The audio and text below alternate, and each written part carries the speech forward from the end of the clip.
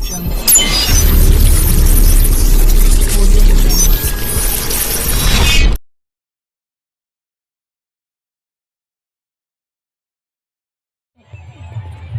वालेकुम व्यूअर, मैं हूं डॉक्टर बिलाल अहमद राना और आप लोग देख रहे हैं हैंडसम माइंड टीवी चैनल। मुझे उम्मीद है मेरे तमाम व्यूअर खैर वाफियत से होंगे और आज हम बात करेंगे हमारे तीसरे खुलफाए राशिदीन में हमारे तीसरे खलीफा हज़रत उस्मान गनी रज़ी अल्लाह ताला अन्हु कि जिनको हया पूरे के पूरे हर जगह मशहूर थी और नबी पाक सल्लल्लाहु अलैहि वसल्लम खुद फरमाते थे। हज़रत आयशा रज़ी अल्लाह ताला अन्हा से रिवायत है कि नबी पाक हज़रत मोहम्मद मुस्तफ़ा सल्लल्लाहु अलैहि वसल्लम फरमाते थे कि मैं क्यों ना हज़रत उस्मान गनी से मैं हया करूं, क्योंकि अल्लाह रब्बुल इज़्ज़त की ज़ात भी उससे हया करती है। हया में हज़रत उस्मान गनी रज़ियल्लाहु ताला अन्हा की ज़ात बहुत ही ज़्यादा मशहूर थी और आपकी हया का जो आलम था कि वो नबी वसल्लम का खुद आपको देख के हया करने को दिल करता था। इसके साथ साथ बहुत सारी ऐसी बातें, बहुत सारे ऐसे वाक़यात बताने वाली हैं, डिस्कस करने वाली हैं जो कि हज़रत उस्मान गनी रज़ियल्लाहु ताला अन्हा के हवाले से हैं। लेकिन हम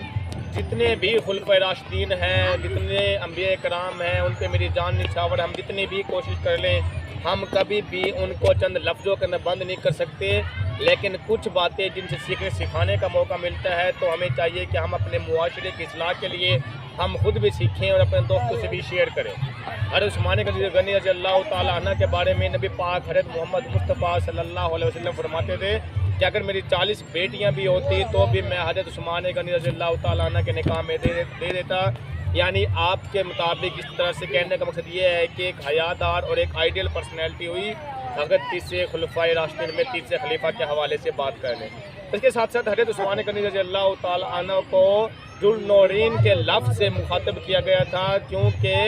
इसका मतलब है कि दो बेटियां नबी पाक हज़रत मोहम्मद मुस्तफ़ा सल्लल्लाहु अलैहि वसल्लम की दो बेटियां हज़रत उस्मान गनी के निकाह के अंदर थी। लेकिन जो सीखने सिखाने का हमें मौका मिलता है वो ये है कि आपकी शहादत का वाक़या बड़े ही मशहूर मारूफ रहा है, जिससे उसके मुतालिक है कि हज़रत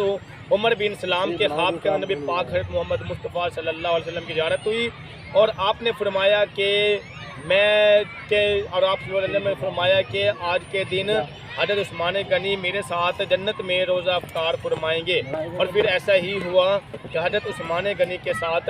रोज़ा अफ्तार फरमाने से मुराद इशारा इस तरफ था कि हज़रत उस्मान गनी के शहादत का वक्त यानी उनके मर्डर होने का वक्त करीब आ चुका था। जो कुफ़ार थे उन्होंने हज़रत उस्मान गनी को और चारों तरफ से उसके घर का मुहासरा कर लिया, चारों तरफ से बंद कर दिया, हाथ के पानी का घूंट तक ले जाना बंद कर दिया। और जब आप हज़रत उमर बिन सलाम ने हज़रत उस्मान गनी को मिल के ये बात फरमाई कि आप कहें तो मैं पानी का मशकीज़ा भर दूँ नबी, लेकिन हज़रत उस्मान गनी रोज़े के साथ थे तो आपने फरमाया कि अगर आपके ख्वाब में नबी पाक हज़रत मोहम्मद मुस्तफ़ा सल्लल्लाहु अलैहि वसल्लम की ज़ियारत हुई है और उन्होंने कहा, आपने फरमाया है कि रोज़ा इकट्ठे अफ्तार करेंगे, तो इसका मतलब इशारा इस तरफ है कि मेरी शहादत का वक्त या मेरी मौत का वक्त करीब है, जो कि हम वाकई ही इकट्ठे रोज़ा अफ्तार करेंगे। और फिर वही हुआ कि 3 दिन मुसलसल मुहासरे के बाद, प्यासा रखने के बाद, 3 दिन प्यासा रखने के बाद हज़रत उस्मान गनी रज़ियल्लाहु ताला अन्हु को शहीद कर दिया गया।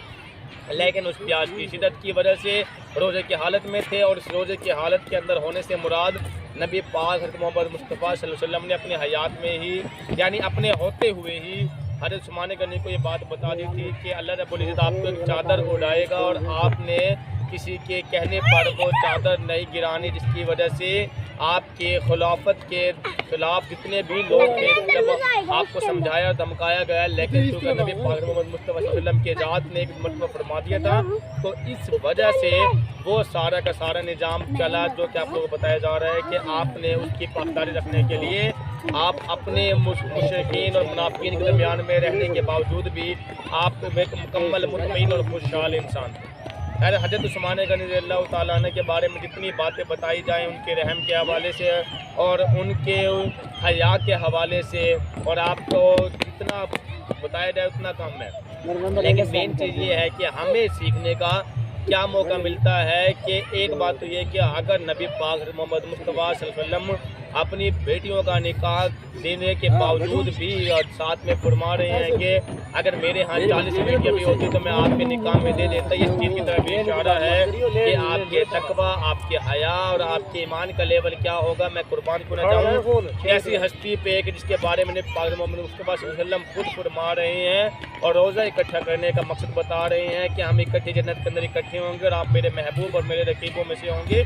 इसका मतलब ये है कि अगर इंसान हया के तकाज़ों को पूरा करे, अगर इंसान अदब के तकाज़ों को पूरा करे और अगर इंसान मुआशरे के अंदर रहते हुए शैतानी टक्कर के बजाय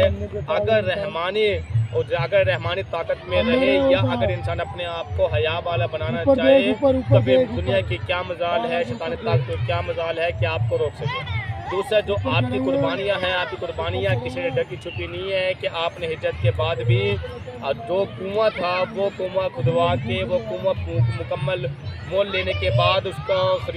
खरीदार बनने के बाद वो कुआं जब पानी की शदीद किल्लत थी और वहाँ के रहने वाले लोगों को पानी का शदीद मसला लायक था तो उस वक्त पे हज़रत उस्मान गनी ने वो कुआं लोगों के लिए वक्फ कर दिया कि जिससे न जाने कितने लोगों ने उस कुएं से शराबों के पानी पिया होगा। तो हमें सीखने का मौका ये मिलता है कि अगर हम भी ऐसी नेकियां जो सिलसिला बनता है, अगर हम उन नेकियों को, सिलसिले वाली नेकियों को अगर ज़्यादा से ज़्यादा करते हैं तो हम बेहतरी तब ला सकते हैं। अच्छा, यहाँ पर जो बताने वाली बातों में बड़ी कीमती बात आ गई है मेरे माइंड में, जो आप लोगों के पहुँचाना लाजमी है, वो ये है कि देखें गुनाह और नेकी इंसान के साथ साथ मुंसलिक है। शैतानी ताकत, रहमानी ताकत इंसानी फितरत के अंदर है, उससे मुंसलिक है। अगर आप दीन से कुर्बत रखते हैं आपको शैतानी ताकत, रहमानी ताकत थोड़ी ज़्यादा आती हैं और अगर आप दीन से दूरी इख्तियार करते हैं तो आप पे शैतानी ताकतें ज़्यादा आती हैं। लेकिन एक चीज़ जो बताने की है वो ये है कि आप अगर अपने आप को ऐसी नेकी की तरफ ढाल देते हैं जो सिलसिला बनने वाला है तो आप खुशहाल खुशकिस्मत इंसान है। याद रखें, दुनिया के सारे काम कर लें लेकिन ऐसा कोई गुनाह ना करना जो आपका सिलसिला बने। सिलसिला बनना ये होता है कि आपने किसी एक को गुनाह के काम पे लगाया था, उसने दूसरे को लगाया हो, तीसरे को लगाया, चौथे को लगाया, पांचवें को लगाया, फिर जितने वो गुनाह इकट्ठे होते चले जाते हैं तो वो सारे गुनाह एक इंसान के नामा या माल में जमा होते चले जाते हैं। और ये कोई आम बात नहीं है। जिस तरह से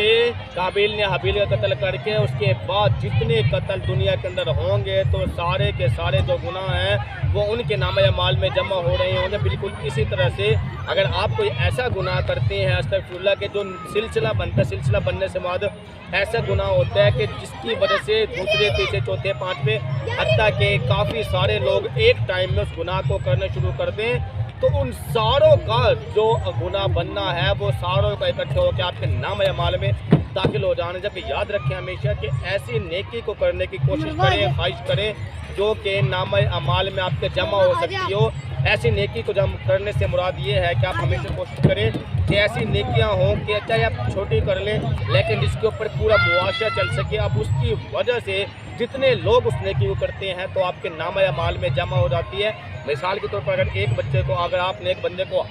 हिफ्ज़ वाली साइड पे लगा दिया, उसके हाफिज बनने की वजह से उसने 10 को हिफ्ज़ वाली साइड पे लगा दिया, उस 10 में से 5-7 उस्ताद बन के उन्होंने और किसी को हिफ्ज़ वाली साइड पे लगा दिया।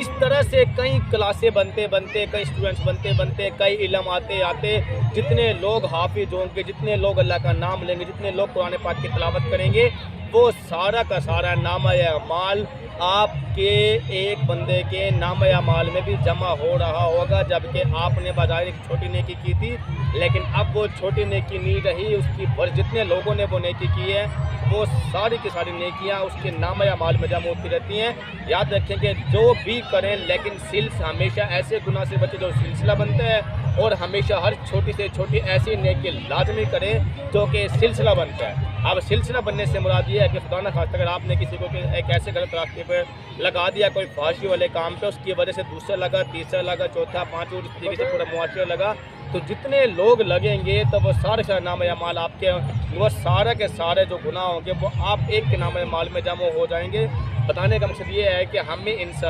खुलफाए राशिदीन से, हमें इन पैगम्बरों से के ज़ात से, हमें इन सिलेक्टेड पीपल से और हमें इन वली गोश्त अब्दाल से, उन सब लोगों से इनकी ज़िंदगी को का खुलासा समझना चाहिए, इनकी ज़िंदगी में आने वाली बेहतरी को समझना चाहिए, किस तरीके से इन्होंने कुर्बानियाँ दी हैं, अपने आप को किस तरह से खालिस किया है, कौन कौन सी तकवे वाली बातें हैं, ईमान वाली बातें हैं कि जो कि इंसान के